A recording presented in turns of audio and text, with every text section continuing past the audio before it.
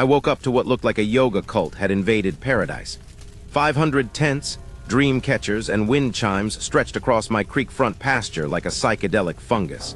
And right in the middle, a woman in flowing white linen was leading a sunrise meditation session through a microphone, welcoming everyone to the Serenity Creek Wellness Festival. The thing is, I never sent an invitation, and I damn sure didn't give anyone permission to turn my future eco-resort into their personal Burning Man. For 10 years, I was a ghost in a machine.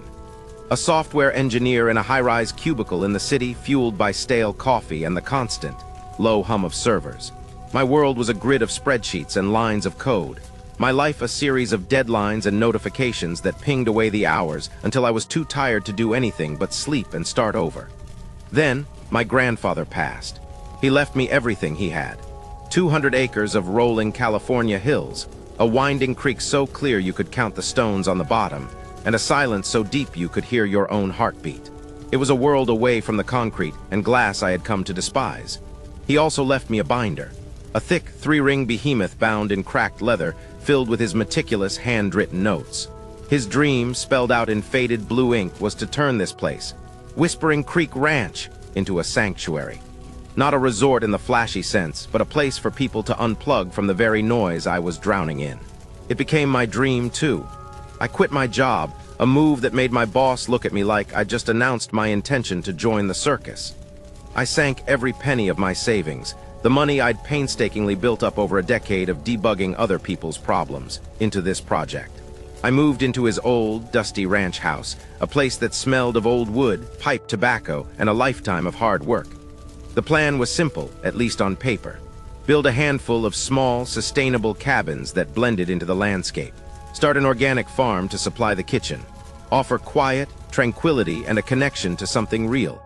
My tagline, which I'd scribbled on a napkin one night, was "Where the world goes quiet." Little did I know the world was about to get very, very loud. The first sign of trouble had a name: Brenda. She arrived in a shiny white Range Rover that looked completely out of place on my gravel driveway, kicking up dust that settled on the porch swing my grandfather built. She was the town's self-appointed queen bee, a woman somewhere in her late 40s, Botoxed into a permanent look of mild surprise. She was a real estate agent who acted more like a lifestyle guru, with an Instagram feed full of inspirational quotes laid over professionally shot photos of her sprawling, minimalist house. She stepped out of her car wearing expensive athletic wear and a blindingly white smile, holding a basket of organic muffins that probably cost more than my first car. "Alex, honey, welcome to the neighborhood," she chirped, her voice a little too bright. "We are all so thrilled to have some new energy around here." She toured the property not with the friendly interest of a neighbor, but with the critical eye of a vulture sizing up a meal.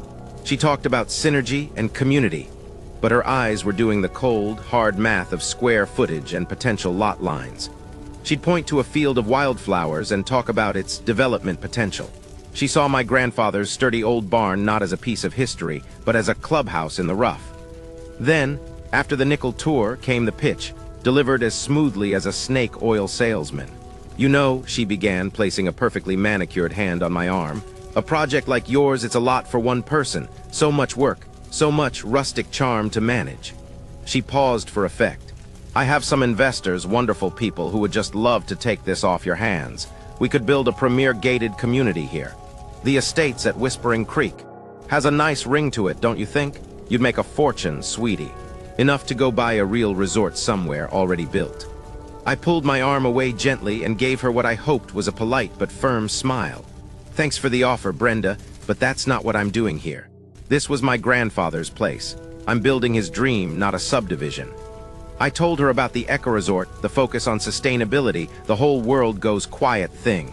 Her smile didn't falter, but something cold flickered in her eyes. It was a look I recognized from my old life, from corporate boardrooms where polite words were just sheathings for sharp knives. It was the look of a predator who'd just been told no. "Oh," she said, her tone shifting from syrupy to saccharine, a much more dangerous flavor of sweet. "A little rustic retreat, how quaint." She savored the word like it was an insult. "Well, you just let me know if you change your mind, sweetie. This land has a lot of history." Her comment about history wasn't a piece of friendly advice, it was a veiled threat. The campaign started small, like a series of irritating paper cuts. A week later, a surveyor's stake appeared, hammered into the ground a good 10 feet inside my property line, right by the creek. When I pulled it out, another appeared the next day. Then came an anonymous call to the county planning department about my unpermitted construction. The construction in question was me, on a ladder with a hammer, fixing a leaky roof on the old barn. It was a nuisance call, designed to waste my time and get my name on a list downtown. Then she took the fight online. Brenda started a blog called Harmony Hills Living, a pastel-colored corner of the internet dedicated to her vision of the town. She wrote flowery, sentimental posts about the town's cherished traditions, one of which, she suddenly claimed, was community access to Whispering Creek for picnics, nature walks, and spiritual rejuvenation. She posted old, grainy photos she'd probably dug up from the local historical society, pictures of families from the 50s wading in a creek. None of them were on my land. They were miles downstream in the public park, but she was careful not to mention that small detail. She was building a narrative, a false history.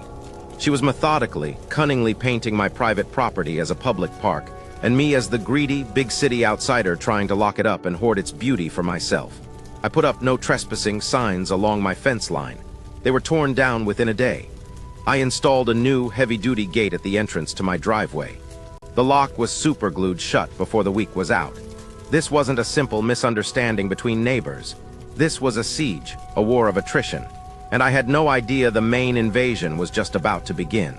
I just thought she was a nuisance. I didn't realize she was an army. It happened on a Friday. I was in town getting supplies, stocking up on lumber and seed packets when my phone buzzed. It was a text from my only truly friendly neighbor, an old farmer named George who lived on the other side of the ridge. His family had worked that land for a century. The text was short and cryptic. It just said, "You better get back here. The locusts have arrived." I didn't understand, but the urgency in his words made my stomach tighten. I threw my things in the back of my truck and headed home. When I turned onto the county road that led to my driveway, I had to slam on the brakes. A line of cars, mostly Priuses, Subarus, and a few luxury SUVs with yoga mats strapped to the roof, stretched for half a mile. People in flowing yoga pants and floppy, wide-brimmed hats were directing traffic, cheerfully waving cars onto my lower pasture. They had set up a welcome booth at the end of my driveway, complete with a hand-painted sign and a vase of wildflowers. A young woman with a flower crown perched on her head and a clipboard in her hand smiled at me, her eyes wide and full of manufactured bliss. "Welcome to Serenity Creek," she said, her voice lilting. "Are you here for the cacao ceremony or the sound bath?" I leaned my head out the window of my dusty pickup, my mind struggling to process the scene. "I'm here because this is my land," I said, my voice flatter than I intended. "Who the hell are you?" Her smile vanished, replaced by a look of confused offense, as if I'd just insulted her or... She stammered something about Brenda organizing the whole thing, that it was a community event on designated green space, a term I'd never heard in my life. And then I saw her, Brenda, standing on a small, portable stage they'd erected in the middle of my field, microphone in hand, dressed in all white. She looked like the messiah of kombucha, benevolently gazing upon her flock. She was selling a lie, a carefully constructed fantasy, and 500 people were buying it, setting up their tents and lighting their incense right on my front lawn. I put the truck in park, leaving it right there in the road, and got out. I pushed through a crowd of people doing sun salutations and marched right up to her stage. The new-agey electronic music faded as the DJ saw my face. All eyes turned to me. I was the storm cloud in their sea of tranquility. Brenda looked down, and her face arranged itself into a mask of deep, practiced concern. Her voice, amplified by the speakers, dripped with fake sympathy. "Oh, everyone, let's welcome the owner, Alex," she announced to the crowd. "He seems a little stressed. Let's all take a deep, collective breath and send him some calming, positive energy, shall we?" A few people in the front actually closed their eyes and started humming. I felt like I'd walked into a Twilight Zone episode directed by a lifestyle blogger. I ignored the humming and kept my voice low but firm, just for her. "Brenda, what is this? You have 500 people trespassing on my property." She hopped off the stage with an agility that surprised me, her whole demeanor changing the instant the microphone was off. The guru vanished and the shark reappeared. "It's a community festival, Alex," she whispered, her voice a vicious little hiss. "On a historic public easement. You can check the town records. My lawyer has it all sorted out." She was so confident, so utterly smug, it made my skin crawl. Now, you can either make a scene in front of all these lovely people and their cell phones and look like an absolute monster, or you can go back to your little house and let people enjoy their weekend in nature. Your choice. She had a piece of paper in her hand, which she waved under my nose. It was a map, crudely doctored, with a dotted line drawn straight through my pasture, right along the creek. It was labeled Public Right-of-Way, Est. 1923. It was a complete and utter fabrication, but it looked just official enough to fool a crowd of people who wanted to be fooled, and maybe, just maybe, the law. I knew arguing with her right then was pointless. It was exactly what she wanted. She was baiting me, hoping I'd scream and yell. She wanted a viral video of the angry developer harassing a bunch of peaceful hippies, so I did the one thing she didn't expect. I just stared at her for a long, silent moment. Then I turned and walked away. The crowd murmured, a wave of self-congratulatory whispers. They thought she'd won. They thought I was retreating in defeat.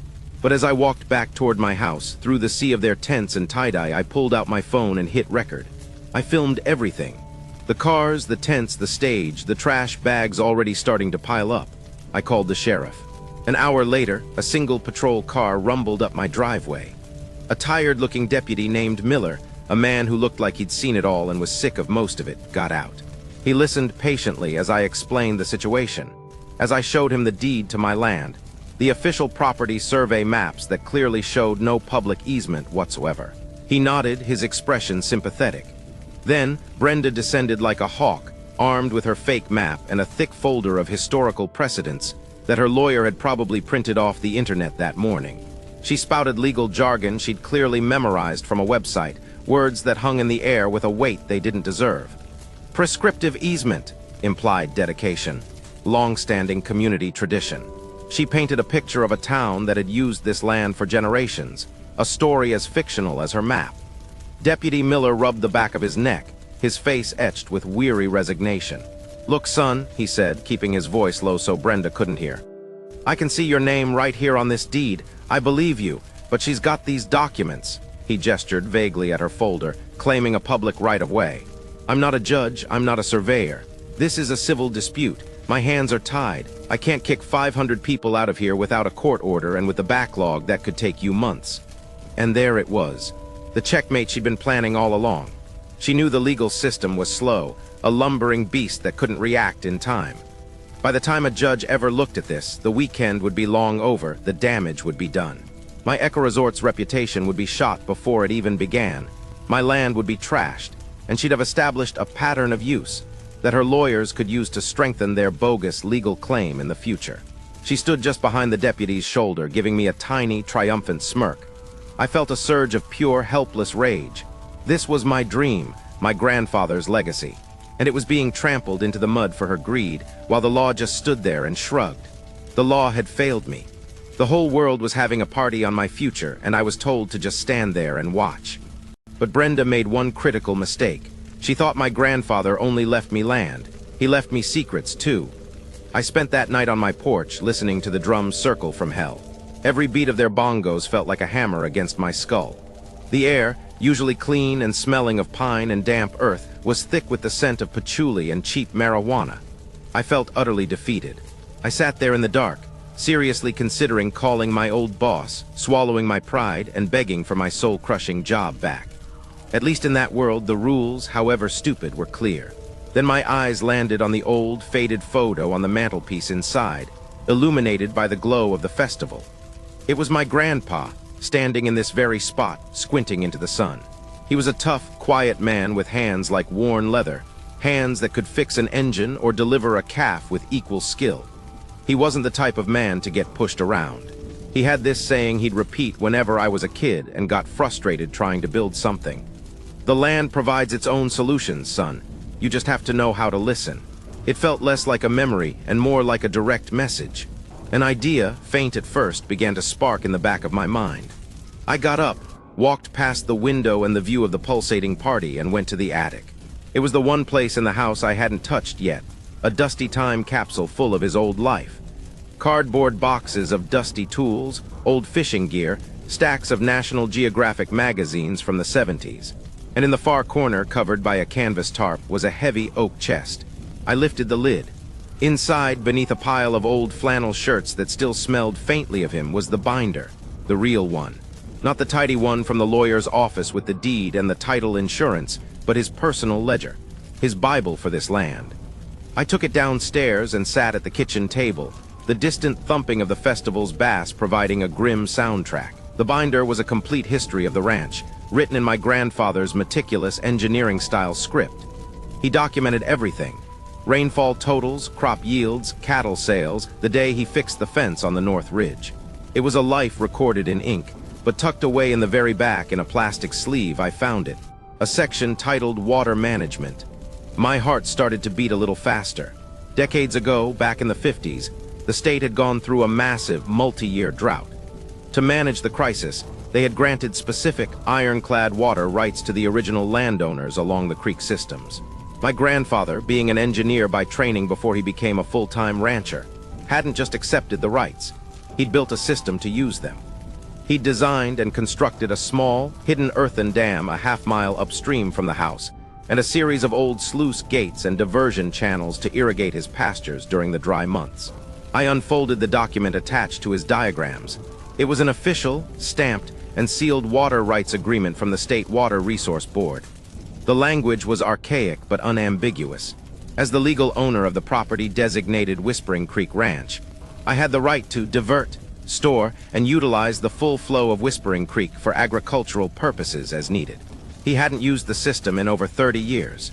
The channels were overgrown with weeds and the main gate was probably rusted solid. But the legal right was still there. It was a relic from another time, a dusty old law that Brenda and her slick city lawyer would never have thought to look for. They were looking at zoning laws and easements, not century-old water rights. My heart was pounding now, a heavy, steady drum that drowned out the festival. This was it. This was the solution the land provided. This was my grandfather reaching out from the past. Brenda and her fake hippies wanted to use my creek for their sacred baptisms and reconnecting with Mother Earth. Fine, I'd give them the creek bed, bone dry. She wanted to build a narrative about public access and community rights. I'd give them a show they would never, ever forget. The plan began to form in my mind, each piece clicking into place with a beautiful, cold logic. Brenda wanted to paint me as the villain, the angry rancher with toxic masculinity. Okay, I'd play the part. I'd give her exactly the monster she was looking for.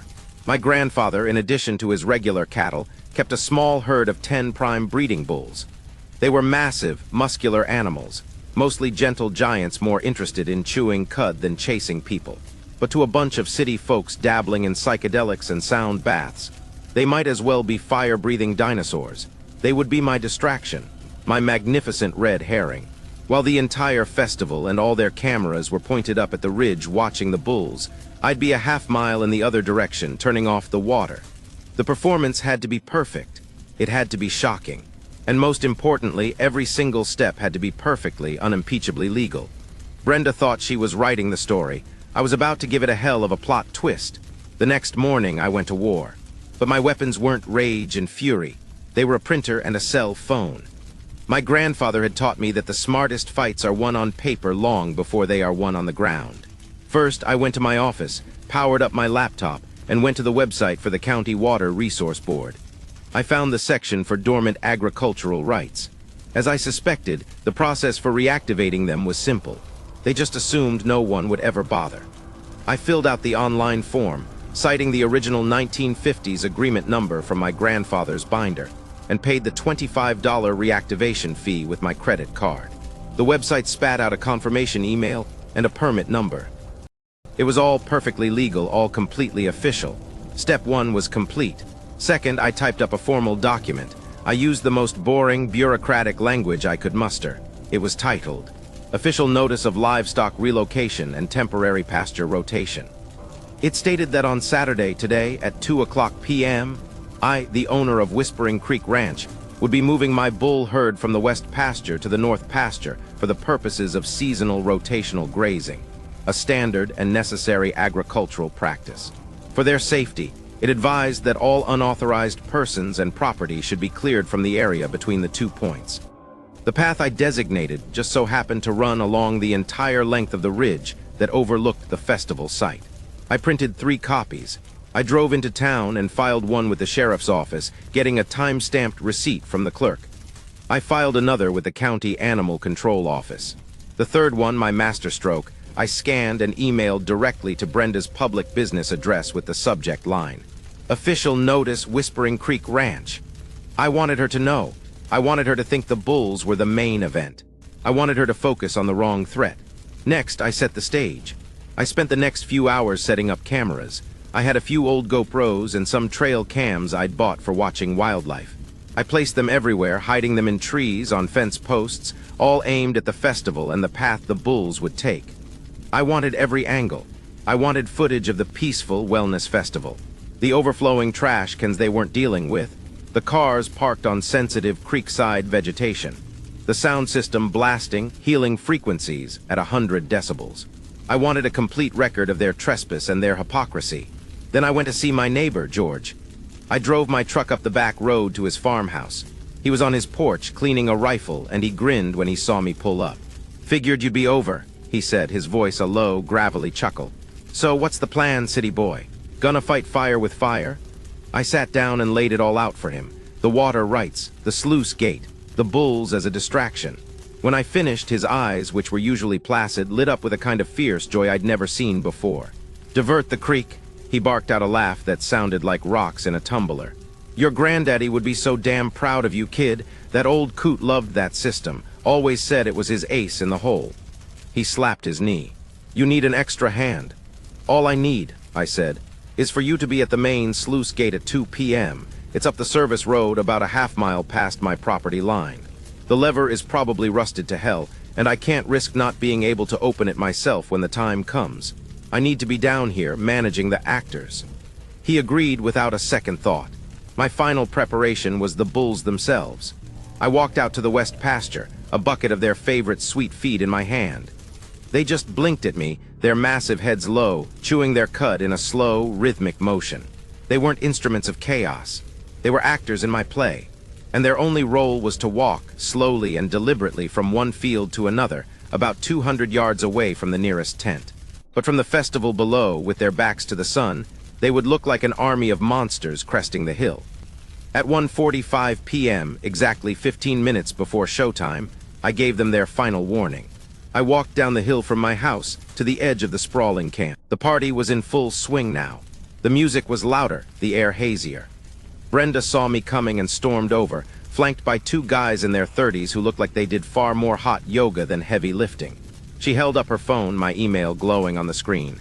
Her voice was a low, seething whisper. "What is this? Are you threatening us with BULLS? I will have you arrested. This is endangerment. I will sue you for everything you have." I just smiled calmly, a slow, easy smile that I knew would infuriate her more than any shouting match. "It's not a threat, Brenda. It's a notice. Standard ranch procedure. Perfectly legal, as I'm sure your lawyer will confirm. But if I were you, and I had 500 uninsured guests trespassing on someone else's private property, I might suggest they pack up and leave before they get in the way of necessary agricultural work. You have 15 minutes. Her face went pale, then red. "We are not moving. This is our right. This is community land." She turned away from me, grabbed a megaphone from a nearby table, and spun to face the crowd. Her voice, now amplified and trembling with manufactured outrage, boomed across the pasture. "Attention, everyone. Do not listen to this man. He is trying to intimidate us with his toxic masculinity. He is threatening our peaceful gathering. We will not be silenced. We will hold our ground and protect our healing space." A pathetic, scattered cheer went up from the crowd. They thought it was a bluff. They thought they were being brave, standing up to the big, bad landowner. They had no idea the real show wasn't the one about to happen on the hill.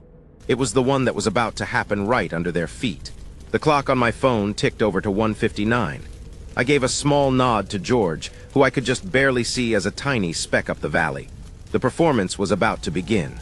At 2 p.m. sharp, I put 2 fingers in my mouth and let out a long, low whistle, a sound that cut through the thumping bass of the festival music.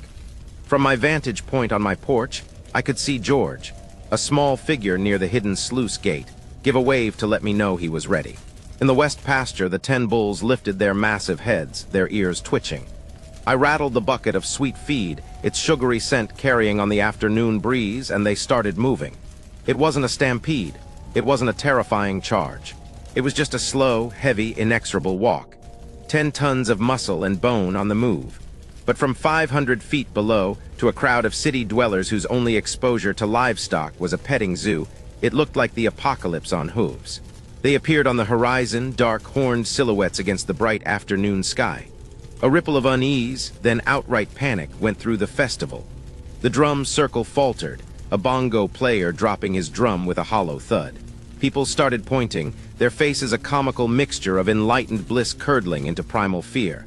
Brenda, ever the performer, tried to control the narrative. "Stay calm," she shrieked through the megaphone, her voice cracking with a tremor of genuine fear. "He's bluffing, he wouldn't dare. Do not give in to fear. This is a test of our collective spirit." But her collective spirit was wearing $1,000 yoga pants and Birkenstock sandals, and it wasn't particularly interested in testing its mettle against a ton of muscle and horn. Someone at the edge of the crowd, closest to the creek, screamed. It was a high, piercing shriek that cut through the music and shattered the fragile illusion of tranquility. Then another person screamed. A wave of motion started as people began scrambling back, away from the creek, stumbling over tent poles and kicking over coolers of artisanal kombucha. The small army of drones that had been lazily filming the meditation sessions now buzzed frantically toward the ridge, their operators desperate to capture the drama. Her own social media army was documenting her downfall, and they didn't even know it. This was the moment, the grand distraction, the perfect cover for the real main event. While all eyes and all cameras were pointed up at the slow, deliberate parade of my bulls, I pulled a walkie-talkie from my pocket. "Now, George," I said, my voice calm. "Copy that." His crackling voice came back instantly. I saw him through my binoculars, a small, determined figure heaving his entire body weight against the ancient, rusted iron lever of the main sluice gate. There was a deep, groaning sound of metal on metal, a sound of protest from a mechanism that hadn't been used in 30 years. Nobody at the festival could hear it over their own screaming and the frantic shouting from Brenda's megaphone. And then, with a final, shuddering jolt, it moved. The lifeblood of her festival, the Serenity Creek that was the centerpiece of her entire fraudulent event, began to disappear. It didn't happen all at once in a dramatic rush. It was a slow, deliberate strangulation. The gurgling, rushing water that provided their ambience, their swimming hole, their sacred baptism site, began to quiet. The swift current, which had been several feet deep in the center, slowed to a lazy crawl, then to a pathetic trickle. The deepest parts of the swimming hole, where people had been dipping their feet just minutes before, became ankle-deep, then just wet gravel.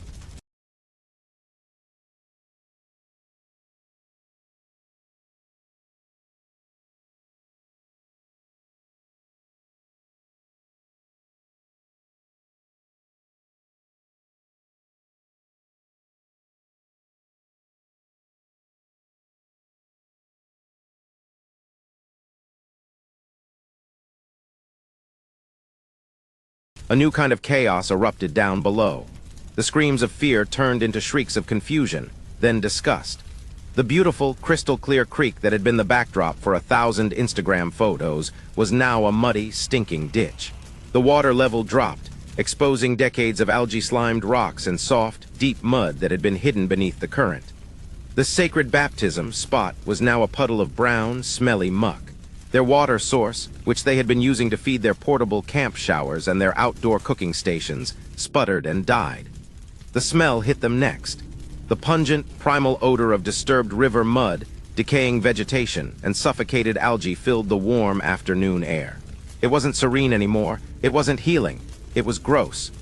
Brenda stood on her stage, the megaphone dangling uselessly from her hand, her mouth wide open in disbelief. Her 5-star wellness festival had instantly devolved into a 5-star mud pit.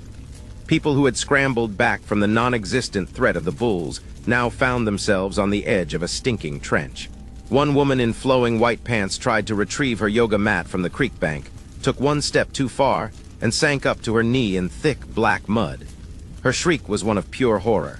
Others were slipping, falling, their pristine, expensive outfits now smeared with brown sludge. The bulls were long gone by now, having completed their short journey and now happily chewing grass in their new pasture on the other side of the ridge. The perceived threat was over, but the party was ruined in a way that was so much more complete, so much more humiliating than a simple scare ever could have been. She wanted my land. I gave her a swamp. and I had every single second of it on camera. The retreat was biblical, a frantic, muddy, disorganized exodus. Within an hour, my pasture, which had been a vibrant tent city, was a wasteland of abandoned equipment, overturned coolers, and piles of garbage they didn't bother to collect. Cars got stuck in the soft ground as panicked drivers tried to flee, spinning their tires and spraying mud everywhere. The real damage, however, wasn't to my land. It was happening online. The very live streams that were meant to broadcast Brenda's triumph as a spiritual leader now showed her, face streaked with dirt, screaming at a tow truck driver who was trying to pull her gleaming white Range Rover out of the mud it had sunk into. The hashtag was quickly replaced by Serenity Swamp Fest, and it was trending on Twitter. The comment sections on her social media pages, once a curated garden of praise, became a raging inferno of anger. People who had paid hundreds of dollars for a ticket demanded refunds. Her corporate sponsors, the boutique water bottle companies and vegan protein powder brands, began dropping her in droves, posting public statements about being misled and severing all ties with the event. She had built her entire real estate empire on a carefully curated image of competence, luxury, and control. I had just demolished it all with a bit of old iron and my grandfather's foresight. The next Monday morning, a process server showed up at my gate and handed me an envelope. Brenda was suing me. The lawsuit was a work of fiction, a laundry list of desperate, hysterical accusations. Reckless endangerment, intentional infliction of emotional distress, property damage to her festival equipment left behind in the mud. I took the papers, along with my grandfather's binder and a hard drive full of my camera footage, and drove to see the best litigation lawyer in the county, a man George had recommended who had a reputation for being even tougher than the ranchers he represented. His name was Arthur Vance, a man in his 60s with a sharp mind and eyes that didn't miss a thing. He sat me down in his office, which smelled of old books and leather, and listened to my story without interruption.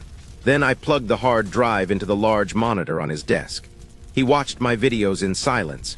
He saw the no trespassing signs being torn down. He listened to my calm, polite conversation with Deputy Miller. He watched the footage of the bulls, walking calmly on the ridge, a full 200 yards from the nearest tent.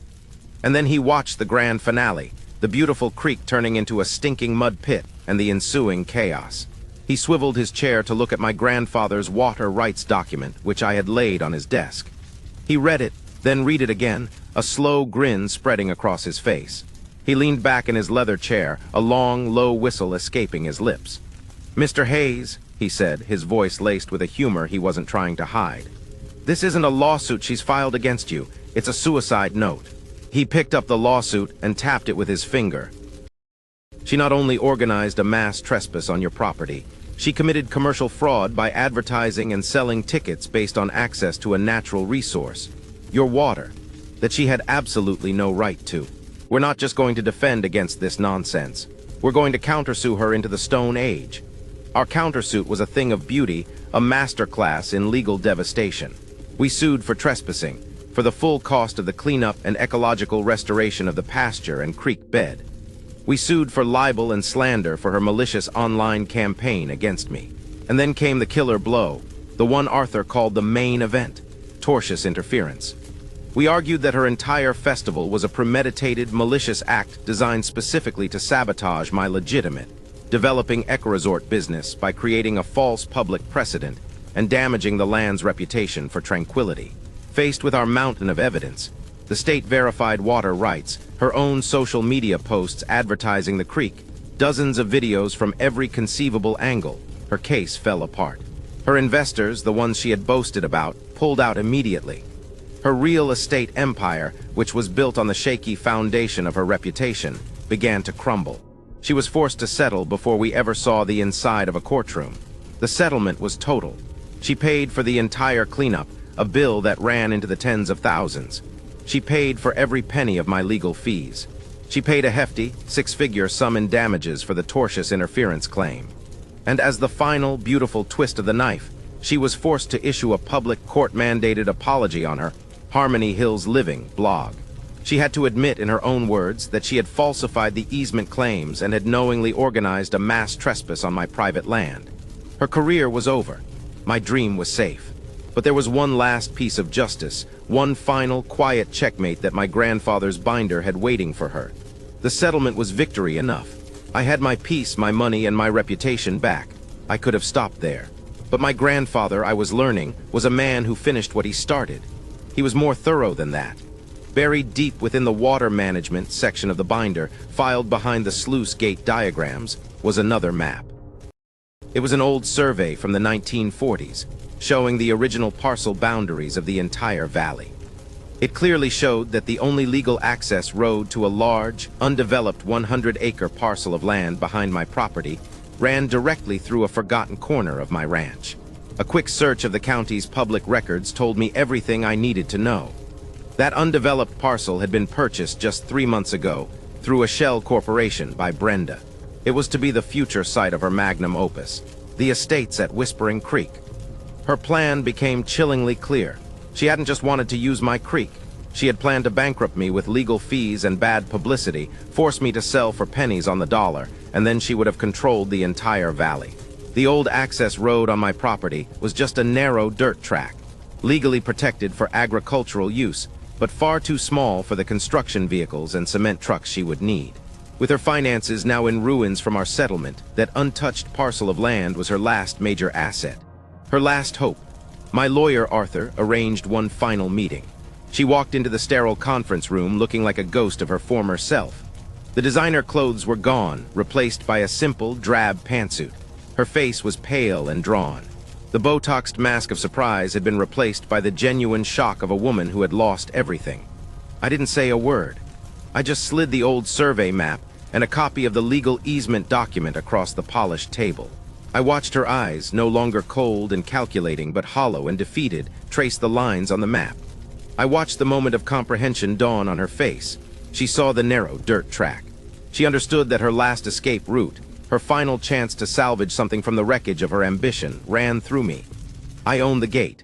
She looked up at me, her expression a mixture of dread and exhaustion, expecting a final demand, a last cruel turn of the screw. "What do you want?" she whispered, her voice weak and raspy. I leaned forward, my hands flat on the table. "I want you to sell that land," I said, my voice even and quiet. "Not to a developer, not to one of your cronies, to the county land trust, for permanent preservation. They'll pay you fair market value, which, after your debts, is probably just enough for you to walk away from this town and start over somewhere else. You get to leave with something in your pocket, and this valley stays the way it's supposed to be." She just stared at me, her mind clearly unable to process an act that wasn't driven by pure, predatory greed. She was looking for the angle, the trap, but there wasn't one. It was the only way out for her, and she knew it. She had no other choice. She picked up the pen with a trembling hand and signed the preliminary agreement to sell. 6 months later, the Whispering Creek Eco-Resort opened its first 3 cabins. It's quiet here. The only sounds are the wind moving through the sycamore trees and the constant, gentle gurgle of the creek. The 100 acres Brenda was forced to sell is now the Whispering Creek Preserve, a permanent nature sanctuary managed by the Land Trust, ensuring that no one can ever try to pave it over. My grandfather's dream, which became my dream, is now real. He taught me a valuable lesson, one that goes far beyond property lines. He taught me that your greatest strength isn't shouting louder than your enemies or meeting their aggression with more of the same. It's knowing the secrets of the ground you stand on, understanding its history, and using that knowledge with patience and precision. Brenda tried to rewrite the story of my land to suit her own selfish narrative. But in the end, the land, with a little help from my grandfather's ghost, wrote her ending.